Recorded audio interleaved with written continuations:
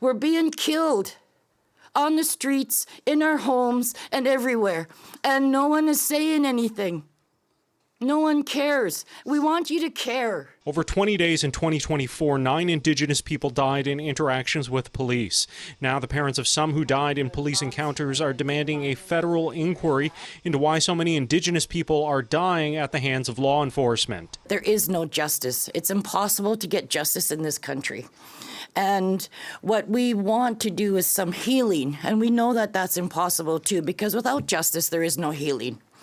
And we are so tired because the provinces, the provincial governments are not paying attention to us. The Crown Indigenous Relations Minister previously said there is a need for accountability but not an inquiry. But the mother of Regis Korchinski-Paquette, who died after police were called to her Toronto apartment in 2020, says existing systems of police oversight and accountability don't work. 9 Indigenous people just lost their lives within the last 6 weeks.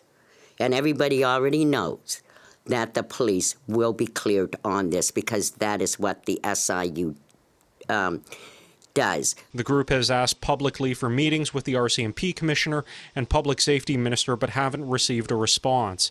In a statement, a spokesperson for Public Safety Minister Dominic LeBlanc says, "We recognize that the recent officer-involved fatal incidents in Indigenous communities have been incredibly difficult for community members and most of the loved ones of the deceased. Our thoughts are with them," adding that the Liberal government has increased funding to First Nations police programs and the RCMP is fully cooperating with the independent police oversight bodies in all regions where the incidents occurred.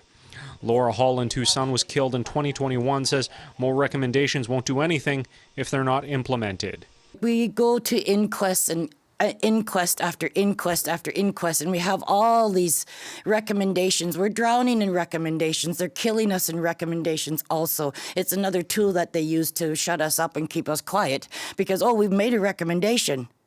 In Ottawa, Xiaoli Lee, City News.